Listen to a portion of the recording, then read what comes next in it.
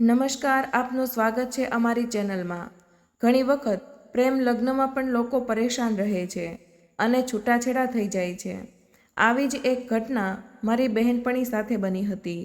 લગ્નના 2 વર્ષ દરમિયાન તે લોકોએ ખૂબ જ સારો સમય પસાર કર્યો અને તે જ 2 વર્ષમાં તેમના 2 બાળકો પણ થયા। ત્યાર પછી તેમના જીવનમાં પરિવારને લઈને ઝઘડાઓ થવા લાગ્યા। તે તેના સાસરિયા પરિવારને એડજસ્ટ નહોતી કરી શકતી। તેનો પતિ ઈચ્છતો હતો કે તે તેના પરિવાર સાથે રહે, પરંતુ રહેવાની તો દૂરની વાત, તે તેમને જોઈ પણ નહોતી શકતી। તે એ લોકોને નફરત કરતી હતી। થોડા દિવસો તો મારી બહેનપણીના પતિએ એમ જ વિતાવી દીધા। તે પછી સમજોતાનો સમય આવી ગયો। તેણે કહ્યું કે જો તું મારા પરિવાર સાથે રહીશ તો જ મારી સાથે રહી શકીશ, નહીંતર છૂટાછેડા લઈને તારા ઘરે જ રહેજે। તે પણ તેના પરિવાર સાથે રહેવા નહોતી માંગતી, તેથી તેણે છૂટાછેડા લઈ લીધા અને બંને બાળકોને લઈને પોતાના ઘરે પિયરમાં પડી રહી છે। હું તેને જોઈને ખૂબ જ ડરી ગઈ હતી અને મેં વિચાર્યું કે હું ક્યારેય પણ લવ મેરેજ નહીં કરું, ભલે ગમે તે થઈ જાય। હું મારા માતા પિતાની પસંદગીના જ લગ્ન કરીશ। અને એ જ રીતે મારા એક દિવસ લગ્ન થઈ ગયા, તે પણ મારા માતા પિતાની મરજીથી। મારા પતિ ઘરમાં આવ્યા ત્યારે 5 વાગી રહ્યા હતા। હું તેમના પર બૂમો પાડવા લાગી હતી, કારણ કે હું રાતની તેમની રાહ જોઈ રહી હતી, પણ હવે સવારના 5 વાગી ગયા હતા। તેમને જોતાં જ મારો પારો હાઈ થઈ ગયો। મેં કહ્યું, તમારે આવું ન કરવું જોઈતું હતું। લગ્નના 1 અઠવાડિયા પછી જ તેમનું વિચિત્ર વર્તન શરૂ થઈ ગયું હતું। હું તેમની આ હરકતથી મૂંઝવણોમાં મુકાઈ ગઈ હતી। તેથી મેં તેમના પર ગુસ્સો કર્યો, પરંતુ તેમણે હાથમાં 2 કાગળિયા લહેરાવીને કહ્યું કે આ આપણા હનીમૂનની ટિકિટ છે। એ જોઈને હું ખૂબ જ ખુશ થઈ અને મેં કહ્યું કે હવે મને તમારી સામે કોઈ જ ફરિયાદ નથી। હવે મને એ વાત જણાવો કે આપણે ક્યાં જઈશું। હું તો એવું જ સમજી હતી કે બહાર વિદેશની ટિકિટ હશે અને અમે દુબઈ અથવા તો કેનેડા જઈ રહ્યા છીએ, જેથી અમે અમારું હનીમૂન માણી શકીએ। હું આ બધું જ વિચારી રહી હતી કે ત્યારે તેમણે મને કહેવા લાગ્યા, ઉતાવળ રાખ અને તૈયાર થઈ જા, આપણે અત્યારે જ નીકળવાનું છે। તો મેં કહ્યું, અત્યારે કેવી રીતે નીકળી શકે? હું તેમની સાથે દલીલ કરવા લાગી, તો તેમણે કહ્યું કે આપણે અત્યારે જ ઘરેથી નીકળવું પડશે। એમ પણ સાંજે મુસાફરી કરવી સારું માનવામાં નથી આવતું, પરંતુ મને મારા કપડાં વગેરે પેક કરવામાં સાંજના 5-6 વાગી ગયા હતા। મારા સાસુ અમને બંનેને કહેવા લાગ્યા કે બેટા, સાંજનો ટાઈમ ઘરેથી નીકળવા માટે સારો સમય નથી। તમે આટલા મોડા ઘરેથી નીકળી રહ્યા છો। એમ પણ શિયાળાની રાત ખૂબ જ વહેલી શરૂ થઈ જાય છે અને દિવસો ટૂંકા હોય છે। તમારે તમારું ધ્યાન રાખવું પડશે। મારા સાસુએ મને ના પાડી દીધી, પણ મેં તેમની વાત માની નહીં। હું મારા સાસુને ખોટા સમજી બેઠી હતી। મેં કહ્યું, અમારે અત્યારે જ જવું છે। મને રાત્રે મુસાફરી કરવી સારી લાગે છે। મારા સાસુએ મારી વાતનું ખોટું ના લગાડ્યું। અમે બંને જણા ઘરેથી નીકળી ગયા અને ગાડીમાં બેસીને મેં તરત જ પૂછ્યું કે આપણે ક્યાં જઈ રહ્યા છીએ। તૈયારીઓના લીધે મેં તેમને કોઈ સવાલો કર્યા ન હતા। ત્યારે તેમણે મને એક વિચિત્ર જવાબ આપ્યો। તે મને બોલ્યા, આપણે જવાનું ક્યાં છે? તું તારા પિયરમાં એટલે કે પોતાના માતા પિતાના ઘરે બનારસ જઈ રહી છે અને ત્યાં આપણે બંને સારી સારી જગ્યાઓની મુલાકાત લઈશું। આ સાંભળીને હું થોડી નિરાશ થઈ ગઈ હતી, કારણ કે મેં આખું બનારસ ફરી લીધું હતું, કારણ કે હું તો બનારસની જ રહેવાસી હતી। જ્યારે મારા લગ્ન દિલ્હીમાં થયા હતા, તેથી હનીમૂનના બધા વિચારો મારા મગજમાંથી નીકળી ગયા હતા। મને ફરવાનો અને નવી નવી જગ્યાઓ જોવાનો બહુ જ શોખ હતો, પરંતુ મારા પતિ તો મને બનારસ લઈને જઈ રહ્યા હતા। મને ગુસ્સો તો આવ્યો, પણ હું ચૂપ થઈ ગઈ હતી। દિલ્હીથી તો અમે સાંજે 6 વાગ્યા નીકળ્યા, પરંતુ રસ્તામાં ખાવાનું ખાતા અને અમને રાતના 8 વાગી ગયા હતા। ત્યારે બનારસના રસ્તાઓ એમ પણ ખૂબ જ વહેલા વેરાન થઈ જાય છે। અહીંના લોકો રાત્રે મોડે સુધી દુકાનોમાં નથી બેસતા। આખો રસ્તો ખાલી અને સુમસામ થઈ ગયો હતો. બસ હું અને મારા પતિ ગાડીમાં એકબીજા સાથે ગપશપ કરી રહ્યા હતા. એ જ ક્ષણે મને કંઈક ગડબડ હોય તેવું લાગ્યું. એવું લાગ્યું કે જાણે કોઈ અમારો પીછો કરી રહ્યું હોય. એક ગાડી હતી કાળા રંગની, જેને મેં રસ્તા પર 2 થી 3 વાર ઓવરટેક કરતા જોઈ હતી. પહેલાં તો મને શંકા થઈ ગઈ, પણ પછી એવું લાગ્યું કે જાણે મારો કોઈ વહેમ હોય. તે લગભગ છેલ્લી 20 મિનિટથી અમારો પીછો કરી રહી હતી. મારા મનમાં એક અજીબ ડર ઊભો થઈ રહ્યો હતો, પણ મેં મારા પતિને આ વાત ના જણાવી. ક્યાંક ગાડી ચલાવતા ચલાવતા તેમની નજર ગાડી પરથી ના હટી જાય, નહીં તો પ્રોબ્લેમ થઈ જશે. તેમનું ધ્યાન ગાડી ચલાવવામાં નહીં રહે, એટલે જ હું ચૂપ થઈ ગઈ હતી. હું એવું કંઈ કરવા નહોતી માંગતી કે હું એવી કોઈ હરકત કરું કે રોહનને ગુસ્સો આવી જાય. અને એમ પણ અમે લાંબા સમયથી એકબીજાથી ગુસ્સે થઈને બેઠા હતા. તેમણે કહ્યું કે તું મારી સાથે ખૂબ જ ખરાબ વર્તન કરે છે. લગ્ન પછી પત્નીએ પોતાની જીભ પર કાબૂ રાખવો જોઈએ. જોકે શરૂઆતના દિવસોમાં તો છોકરીઓ ખૂબ જ શરમાતી હોય છે, પણ તું અત્યારથી જ મારી સામે એટલું બોલે છે. મને લાગે છે કે મેં મારા ટીચર સાથે લગ્ન કરી લીધા. અમે તો વાત જ કરી રહ્યા હતા કે ત્યારે જોરદાર ઝાટકા સાથે અમારી પાછળની ગાડી કાળા કલરની રસ્તો રોકીને અમારા સામે આવીને ઊભી રહી ગઈ. અમને એક ક્ષણ માટે એવું લાગ્યું કે કોઈ અકસ્માત થવાનો છે, પણ તે માણસે અમારી ગાડીની સ્પીડ ઓછી થતાં જ અમારી સામે તેને એવી ગાડી ઊભી રાખી દીધી કે અમે બંને સ્તબ્ધ થઈ ગયા હતા. અમે અત્યારે તો અમારો જીવ બચાવવા માટે ભગવાનનો આભાર માની રહ્યા હતા. તેમની ગાડીના દરવાજા ખુલી ગયા હતા. અમને લાગ્યું કે કદાચ તે પોલીસની ગાડી છે. તે ગાડી એકદમ ઊંચી હોય છે. જ્યારે અમે જોયું તો ગાડીમાંથી નીકળતા વ્યક્તિઓ 1-2 નહીં, પણ પૂરા 6-7 લોકો હતા. તે લોકો વર્દીમાં ન હતા, પરંતુ તેમણે કાળા કલરના કપડાં પહેરી રાખ્યા હતા. હું અને મારા પતિ આ જોઈને આશ્ચર્યમાં પડી ગયા હતા. તે લોકોએ આવીને અમારી ગાડીના દરવાજાના કાચને ખખડાવવાનું શરૂ કરી દીધું હતું. અમે લોકો સમજી ગયા હતા કે આ કોઈ સામાન્ય લોકો નથી, આ તો ખૂબ જ ખતરનાક છે. અને મને તો એવું લાગી રહ્યું હતું કે આ લોકો ડાકુ છે. આ વિચારીને જ ડર લાગતો હતો. હું મનમાં ને મનમાં ભગવાનને પ્રાર્થના કરવા લાગી, હે ભગવાન, અમારી પાસે કોઈ પરીક્ષા ના લે, અમારો જીવ આમનાથી બચાવો. પરંતુ તેઓએ મારા પતિને જબરદસ્તી દરવાજો ખોલવાનું કહ્યું. જો અમે દરવાજો ના ખોલ્યો હોત તો એ લોકો બહુ હરામી હતા. કાચ તોડીને અમને બહાર કાઢ્યા હોત. મારા પતિએ મને કહ્યું કે તું પાછળની સીટ પર જતી રહે.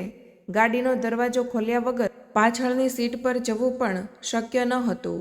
હું મારા હૃદયના ધબકારા સાથે મારા પતિ પાસે જ બેઠી હતી. તેઓએ અમને બંદૂક બતાવીને ગાડીનો દરવાજો ખોલવાનું કહ્યું હતું. મારા પતિએ તેમને કહ્યું કે તમારે જે કંઈ પણ જોઈતું હોય તે મારી પાસેથી લઈ શકો છો. ગાડીના પેપર, પૈસા વગેરે તેમના હવાલે કરી દીધા. એક આદમીએ બધું પોતાની બેગમાં નાખી દીધું. પછી મારા પતિને કહ્યું કે તું ગાડીમાંથી નીચે ઉતરી જા. જો તું નીચે નહીં ઉતરે તો તને ગોળી મારીને અહીંયા જ સુવડાવી દઈશું. એ લોકો ખૂબ જ ગુસ્સામાં હતા. મને એવું લાગી રહ્યું હતું કે અમારા મોબાઈલ ફોન છીનવીને અને અમને લૂંટીને આ લોકો અમને છોડી દેશે, પરંતુ આવું નહોતું થયું. તેમણે મને પણ ગાડીમાંથી બહાર નીકળવાનું કહ્યું હતું. તે બધા માણસો એટલા હરામી લાગી રહ્યા હતા. તેમનો અવાજ જેવો ગુંજી રહ્યો હતો, તેમનો અવાજ સાંભળીને જ હું ખૂબ જ ગભરાઈ ગઈ હતી. હું ગભરાઈને ચૂપચાપ ત્યાં જ ઊભી હતી. તે બધા મને જોઈને હસવા લાગ્યા હતા. જુઓ, આવી હોય છે શરીફ અને માસૂમ છોકરીઓ. તારી પત્ની તો એકદમ ખાનદાની લાગે છે. ભાઈ, એક આદમીએ હસીને આ વાત કરતાં કરતાં મારા પતિને કહ્યું. મારા પતિએ તે લોકોની સામે હાથ જોડી દીધા. જુઓ, તમે લોકો લૂંટારા છો, હું જાણું છું. મારી પત્નીને કંઈ ન કહો. તમારે જે કંઈ પણ જોઈતું હોય મારી પાસેથી લઈ લો. હું તમને બધું જ આપી શકું છું. તમે મારી ગાડી પણ લઈ જાઓ, પણ અમને બંનેને છોડી દો. આ સાંભળીને તે બધા વ્યક્તિઓ હસવા લાગ્યા. એકે પોતાની ગાડી તરફ ઈશારો કર્યો અને કહ્યું, અમારી પાસે આના કરતાં પણ જબરદસ્ત ગાડી છે. અમને તારી ગાડીથી નહીં પણ તારી આઈટમથી મતલબ છે, અને આઈટમમાં સૌથી સારી આઈટમ તો તારી પત્ની જ છે.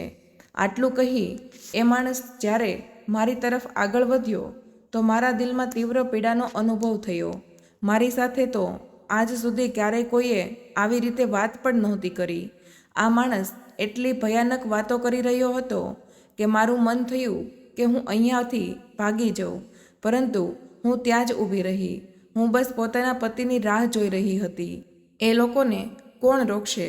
મારા પતિ તે લોકોને મારી નજીક ક્યારેય ના આવવા દેત, પરંતુ તેઓએ આ પહેલાં જ મારા પતિને મારવાનું શરૂ કરી દીધું, અને એક આદમી મારી તરફ આગળ વધ્યો હતો.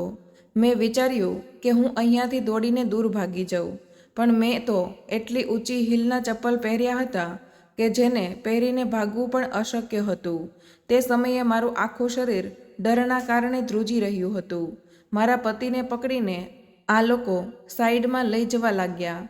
મારા પતિ બૂમો પાડવા લાગ્યા કે ભગવાન માટે મારી પત્નીને છોડી દો, તે મારી ઇજ્જત છે. તમે લોકો પણ મા બહેનો વાળા છો, આવું ના કરો. મારા હજુ નવા લગ્ન થયા છે. હું મારી પત્નીને લઈને તેના પિયરમાં જઈ રહ્યો છું. મારા પતિ ચીસો પાડી રહ્યા હતા, પણ તે માણસો વારંવાર હસી રહ્યા હતા. હું તો પોતે કોઈ ઊંચી ખાણમાં પડી રહી હોય એવું મહેસૂસ કરી રહી હતી. ચાલો આ સ્ત્રી સાથે આપણે બધા મળીને એન્જોય કરીએ. આટલું કહીને તે બધા માણસો મળીને મારા પતિને ઉપાડીને તેમની ગાડી તરફ આગળ વધી રહ્યા હતા, અને મારા પતિને તે ગાડીમાં પૂરી દેવામાં આવ્યા હતા. હું પણ તે ગાડી તરફ દોડી તો એ માણસોએ મારો હાથ ખેંચીને મને પાછળ ધકેલી દીધી, અને એક આદમી ડ્રાઇવિંગ સીટ પર બેસી ગયો, અને મારા પતિના બંને હાથ પગ બાંધીને પાછળની સીટ પર બેસાડી દેવામાં આવ્યા હતા. તે લોકોએ બંદૂક બતાવીને મારા પતિનું અપહરણ કર્યું હતું. મારા પતિ મને વારંવાર કહી રહ્યા હતા કે અહીંયાથી ભાગી જા, તો મેં ભાગવાની કોશિશ પણ કરી, પરંતુ તે આદમીએ પકડી લીધી. તે ખૂબ જ શક્તિશાળી હતો. એ આદમીના હાથમાંથી પોતાને છોડાવી ભાગવું અસંભવ હતું. મારી સાથે જે આદમી ઊભો હતો તેણે એક બેગમાં અમારી બધી વસ્તુઓ ભેગી કરી લીધી હતી. રૂપિયા, પૈસા, મારા ઘરેણાં, ત્યાં સુધી કે અમારા નાના મોટા કપડાવાળી બેગ તો એ લોકોએ અમારી પાસેથી છીનવી લીધી હતી. પરંતુ તેમ છતાં પણ તેઓએ મને છોડ્યા ન હતા. મારા પતિ પાસેથી ગાડીની ચાવી લઈ લીધી, અને મારા પતિને ગાડીની પાછળની સીટ પર બાંધી દેવામાં આવ્યા. ત્યાર પછી તે આદમીએ ત્યાંથી ગાડી ચલાવી દીધી, અને જે આદમીઓએ મને પકડી રાખી હતી તે બંને ખૂબ જ ખતરનાક હતા અને ખૂબ જ ઊંચા હતા, અને તેમના ચહેરા પર દાઢી હતી. મને અહીંયાથી ભાગી શકાય તેવી કોઈ જ શક્યતા દેખાતી ન હતી. બંને મળીને ગાડી તરફ લઈ જવા લાગ્યા. મેં બૂમો પાડવાનું શરૂ કર્યું. મેં જોરથી ચીસો પાડવાનું શરૂ કરી દીધું, કારણ કે મારી પાસે એ સિવાય બીજો કોઈ વિકલ્પ ન હતો. મેં એ જ સાંભળ્યું હતું કે મુશ્કેલ સમયમાં ભગવાનને યાદ કરો તો તે પોતાની શક્તિઓથી આપણને બચાવે છે. લોકો મારી મજાક ઉડાવવા લાગ્યા હતા. ખરેખર તારા પતિએ તને જોઈને પસંદ કરી હશે. તું તો ભણેલી ગણેલી પણ છે. એ આદમી મજાક ઉડાવી રહ્યો હતો. બીજાએ ગુસ્સાથી ચૂપ કરવાનો પ્રયત્ન કર્યો. મારી સામે આ બધું કરીને મારું દિમાગ ખરાબ ના કર. અમારે જે કરવું હશે તે કરીશું. તારા જેવી સ્ત્રી કોઈને વારંવાર નથી મળતી. આટલી ખરાબ વાતો સાંભળીને મને તે લોકો ઉપર ખૂબ જ ગુસ્સો પણ આવી રહ્યો હતો. મારા પપ્પા હોત તો ના જાણે તેમણે ચીરી નાખત, પણ એ સમયે તે વેરાન જંગલમાં મારી સાથે ભગવાન સિવાય બીજું કોઈ જ ન હતું. મારે પોતાની લડાઈ પોતે જ લડવાની હતી. પરંતુ જેવી જ મારી તે આદમી ઉપર નજર પડી જે મારી બાજુની સીટ ઉપર બેઠો હતો, તો મારા હોશ ઉડી ગયા. મને તે સમયે તેની જગ્યાએ એક કૂતરો નજર આવી રહ્યો હતો. એક ડરામણા ચહેરાવાળો આદમી મારી નજીક આવી રહ્યો હતો કે તે મારી ઇજ્જત ઉપર હાથ નાખે તે પહેલાં બીજાએ તેને બૂમ પાડી અને કહ્યું કે જો મેં તે માણસના ખિસ્સામાંથી 2 કાગળો કાઢ્યા અને તેણે ડરામણા ચહેરાવાળા તે આદમીને બતાવ્યા, તો તે પણ વાંચીને એ જ રીતે ચૂપ થઈ ગયો કે જાણે તેને સાપ ડંખ મારી દીધો હોય.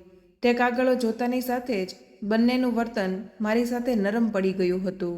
બીજો આદમી જે મારી તરફ હાથ લંબાવી રહ્યો હતો તે આદમી પણ સારો બનીને બેસી ગયો, જાણે કે તેણે મારું અપહરણ જ ના કર્યું હોય. એટલું જ નહીં, પરંતુ ચૂપ પણ થઈ ગયો હતો. એવું લાગી રહ્યું હતું કે જાણે તેનું મન બદલાઈ ગયું હોય. તે લોકો એકદમ અટકી કેવી રીતે ગયા? મેં મનમાં વિચાર્યું.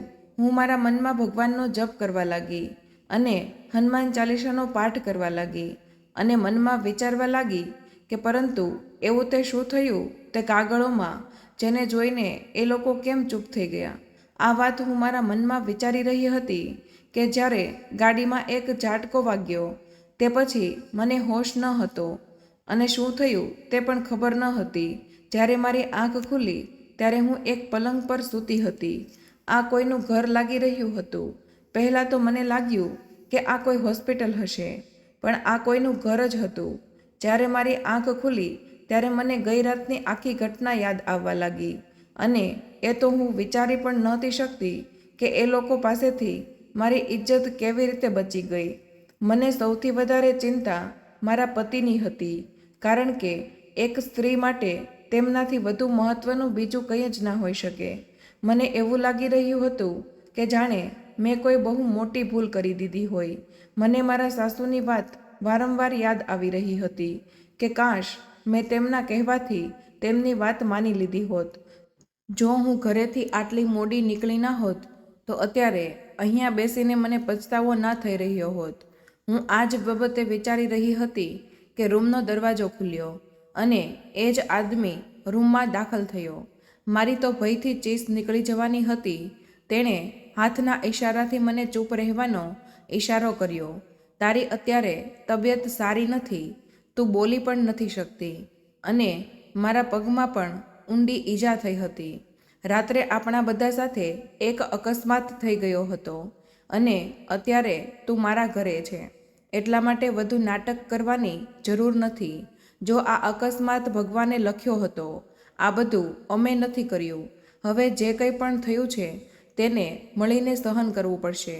તું અત્યારે મારા ઘરમાં છે અને અમે લોકો ખૂબ જ શરીફ લોકો છીએ અને અહીંયા કોઈ પણ પ્રકારનો તમાશો કરવાની જરૂર નથી. નહીંતર જે કંઈ પણ થવાનું હતું તે પણ થઈ શકે છે. તારા પતિ વિશે હું કંઈ જ નથી કહેતો, પણ અમે તને કોઈ પણ જાતનું નુકસાન નહીં પહોંચાડ્યું, એટલા માટે વધુ ડ્રામા કરવાની જરૂર નથી. મારા પપ્પાની સામે રડતી બબડતી નહીં. મેં તેમને એટલું જ કહ્યું છે કે તું એક ઘાયલ છોકરી છે અને અમારી ગાડીથી ઘાયલ થઈ છે. મારા પપ્પાને તારે પણ આ જ વાત કહેવાની છે. જો તે બીજું કંઈ પણ કીધું તો બહુ ખરાબ થશે. એ આદમીના આવા શબ્દો સાંભળીને મને બહુ જ બીક લાગવા માંડી હતી, પરંતુ એક વાતથી હું સંતુષ્ટ હતી કે કમસે કમ મારી ઇજ્જત તો બચી ગઈ હતી. હું તો હજુ પણ અજાણ્યા ઘરે હતી અને મને મારા પતિની ખૂબ જ ચિંતા થઈ રહી હતી. મેં તે આદમીને પૂછવાની પણ કોશિશ કરી, પણ તે રૂમનો દરવાજો બંધ કરીને બહાર નીકળી ગયો. મારા મનમાં વિવિધ પ્રકારના વિચારો આવી રહ્યા હતા. મને સમજાતું ન હતું કે હું શું કરું. ખબર નહીં કે મારા ઘરના લોકો કે પતિ મને સ્વીકારશે કે નહીં. પરંતુ તે જ દિવસે સાંજે જ્યારે તે આદમી મારા રૂમમાં આવ્યો ત્યારે એક વિચિત્ર વાત તેણે મને કીધી અને તેણે તેનું નામ મને જણાવ્યું અને કહેવા લાગ્યો કે મારું નામ શંકર છે અને હું તને અહીંયા એટલા માટે લાવ્યો છું કે જેથી તારો આ ઘા રૂજાઈ જાય. પછી હું તને તારા ઘરે મૂકી જઈશ. નવાઈની વાત તો એ હતી કે તે મને બહેન કહીને બોલાવતો હતો. હું તને ઘરે મૂકી જઈશ, તું આ વાતની ચિંતા ના કરીશ અને તું અહીંયા એકદમ સુરક્ષિત છે, મારી બહેનની જેમ. અને જો તને આ વાત ઉપર કોઈ શંકા હોય તો હું મારી બહેનને પણ તારી સામે તારી પાસે મોકલી દઈશ. પરંતુ મેં તેમને એવું જણાવી રાખ્યું હતું કે તું મારા મિત્રની બહેન છે, એટલા માટે હું તને ઘરે લઈ આવ્યો છું. અને હા, આ રહી તારી બેગ, આ પણ તારી પાસે રાખ. સાંજ સુધીમાં તારો પતિ તારી પાસે આવી ગયો તો ઠીક છે, નહીંતર હું તને જાતે જ તારા ઘરે લઈ જઈશ. હું મારા મનમાં તે આદમીના ગયા પછી વિચારવા લાગી, જો તે મને મારા ઘરમાં જ લઈ જઈને છોડવા માંગતો હતો તો પછી આ બધું કરવાનો હેતુ શું હતો? શું આ લોકો મારા પતિના દુશ્મન હતા? પણ જો આ લોકો દુશ્મન હોત તો શું તે તક મળતા તેનો ફાયદો ઉઠાવતા, કાં તો પછી તેનો સામાન વગેરે છીનવી અને તેની બીજી જગ્યાએ મોકલી દેતા. આ લોકો તો મારા પતિની સાથે લઈ ગયા હતા, જ્યારે બાકીના મારી સાથે હતા. તેઓ મને બીજી ગાડીમાં લઈને ક્યાંક જઈ રહ્યા હતા. ખબર નહીં રસ્તામાં એવું તે શું થયું કે અચાનક તેમનું મન બદલાઈ ગયું અને અકસ્માત તો ભગવાને લખ્યો હતો. તેમની કોઈ જ ભૂલ ન હતી.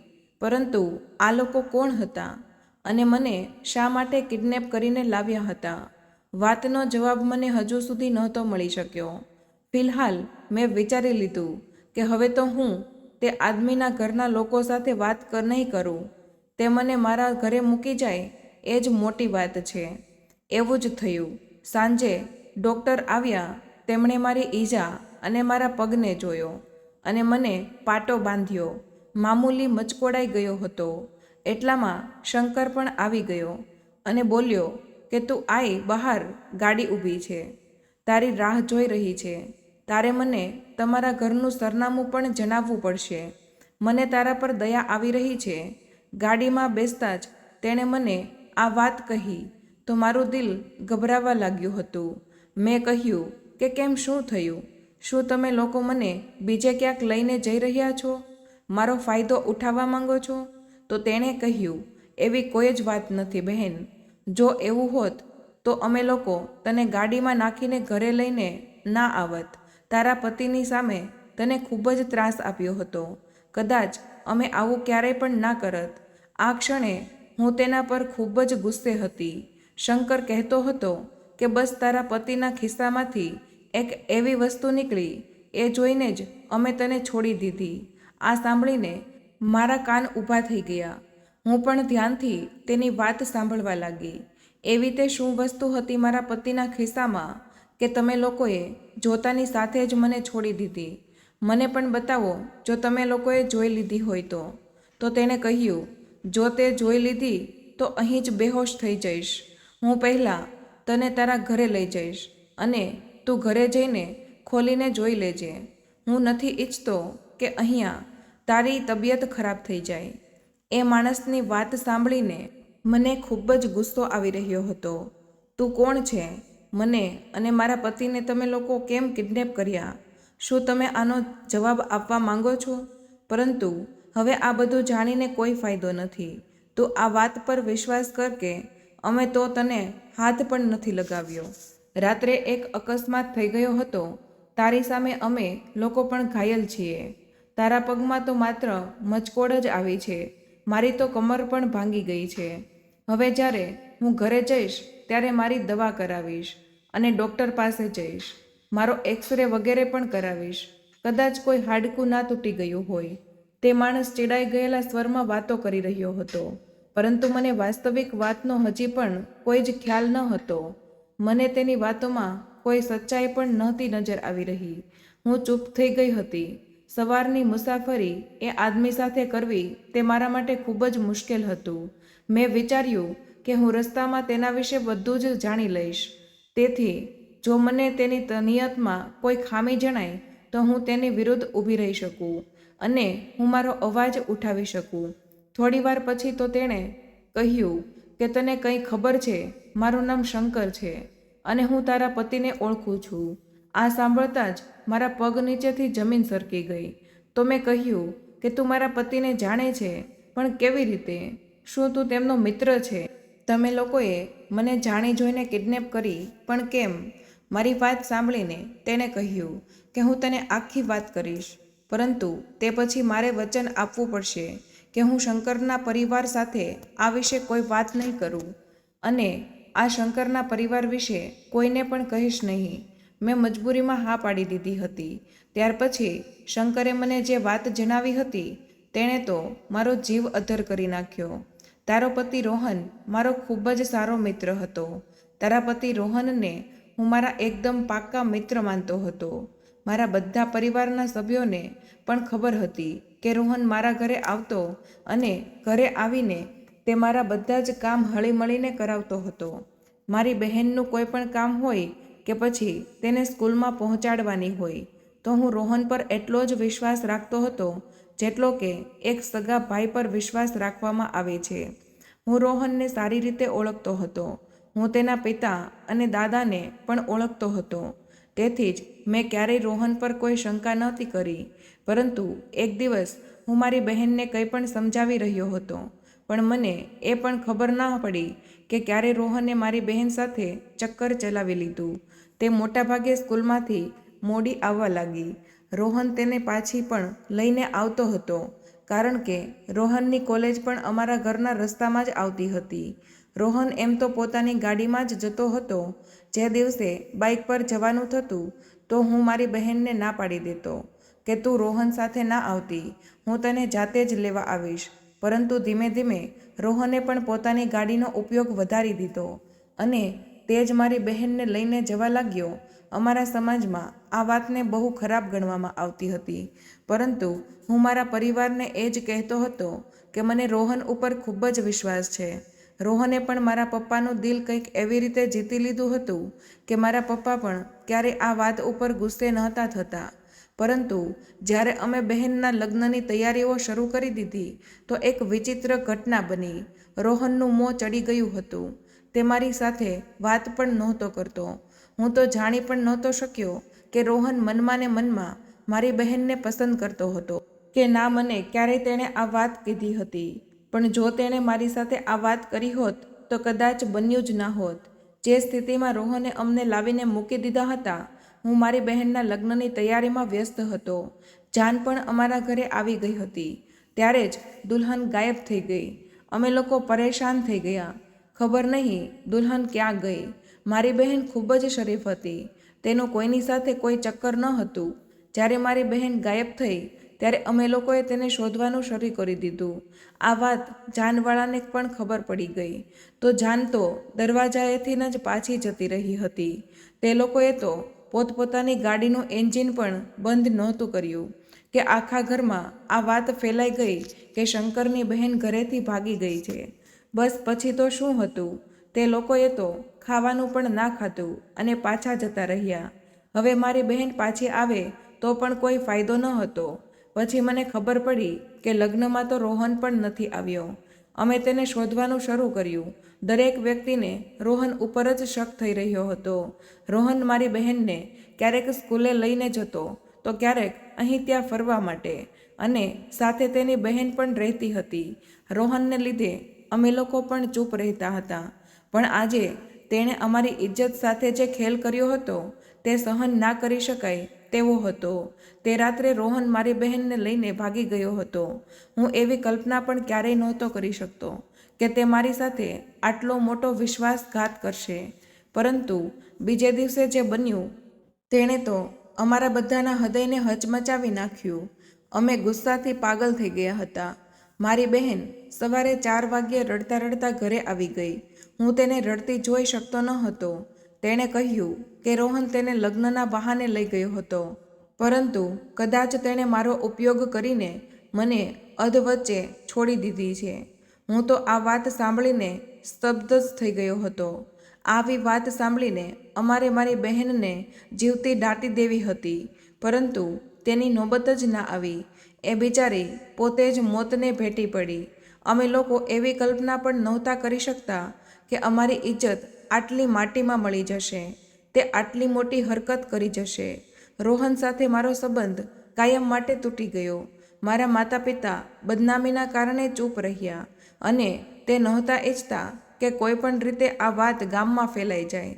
અમારા ઘરમાં બધાએ કહ્યું કે અમારી દીકરીનો એક્સિડન્ટ થઈ ગયો હતો બ્યુટી પાર્લરમાંથી ઘરે આવતી વખતે. તેથી બધા શરમથી ચૂપ થઈ ગયા, પરંતુ મારા દિલમાં બદલાની આગ સળગતી રહી. મેં વિચારી લીધું હતું કે હું પણ રોહનની સાથે આવું જ કરીશ. મારો તો વિચાર એવો હતો કે લગ્નની રાતે જ તને કિડનેપ કરી લઈશ અને તે પછી ક્યારેય હું તને રોહનનો ચહેરો જોવા પણ નહીં દઉં. પરંતુ આવું હું ના કરી શક્યો. અને હવે જ્યારે તમે લોકો હનીમૂન પર જઈ રહ્યા હતા એ વાતની મને જાણ થઈ ગઈ.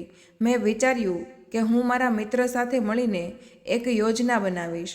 હું રોહનને એવો પાઠ ભણાવીશ કે તે આખી જિંદગી યાદ રાખશે.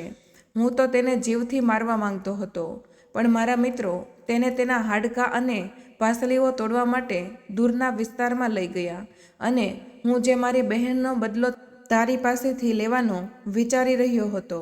જ્યારે મેં રોહનના ખિસ્સામાંથી નીકળતા કાગળો જોયા તો મને તારા ઉપર દયા આવવા લાગી, કારણ કે તે કાગળ પર તારો અને રોહનનો સંબંધ ખતમ થવાની મોહર હતી. રોહન તને છૂટાછેડા આપી ચૂક્યો છે.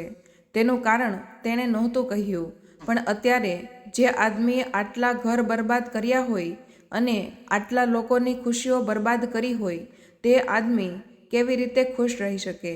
શંકરની વાત સાંભળીને મારી આંખમાંથી આંસુ વહેવા લાગ્યા. ખબર નહીં કેમ મને રડવાનું મન થઈ રહ્યું હતું. મારા પતિએ મને કેમ છોડી દીધી? કોઈ કારણ વગર. આ વાત ખૂબ જ વિચિત્ર હતી.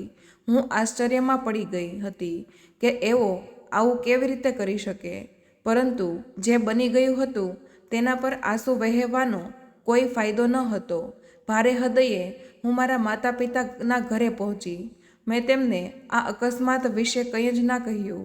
બસ તે કાગળો તેમને બતાવી દીધા અને મારા માતા પિતા પણ પછતાવા લાગ્યા હતા, કારણ કે રોહન અને મારા વચ્ચેનો સંબંધ હવે સાવ જ ખતમ થઈ ગયો હતો. રોહનના માતા પિતાએ આ સંબંધ તેની વિરુદ્ધ બાંધ્યો હતો.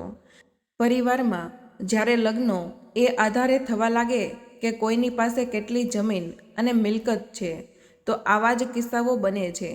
જો રોહનના માતા પિતાએ લગ્નની રાત્રે તેની દુલ્હનને સ્વીકારી લીધી હોત તો આજે તેમના પુત્રએ આ રીતે પરિવારમાં તેમને બદનામ ન કર્યા હોત. રોહને તેના માતા પિતા પાસેથી તેની પ્રેમિકાના અલગ થવાનો બદલો લીધો. શંકરે રોહન પાસેથી તેની બહેનની ઇજ્જતને કલંકિત કરવાનો બદલો લીધો.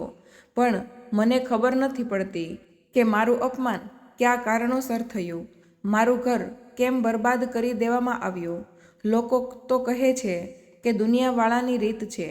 કોઈ મને તો જણાવે કે મારી શું ભૂલ હતી, કારણ કે મેં તો આજ સુધી કોઈ સાથે કોઈ બુરાઈ નહોતી કરી.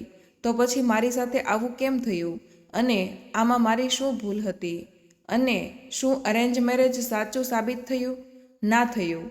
દરેકને પોતાની ભાવનાઓની ચિંતા હોય છે. જો દરેક લોકો એકબીજાની ભાવનાઓને સમજવા લાગ્યા તો આ દુનિયા સ્વર્ગ બની જશે. તો મિત્રો, તમને આ કહાની કેવી લાગી તે કમેન્ટમાં જરૂર જણાવજો. અને પસંદ આવી હોય તો લાઈક અને તમારા મિત્રો જોડે શેર જરૂર કરજો. આવી જ અવનવાની કહાની સાંભળવા માટે અમારી ચેનલને સબસ્ક્રાઈબ કરજો. મળીએ એક નવી કહાની સાથે.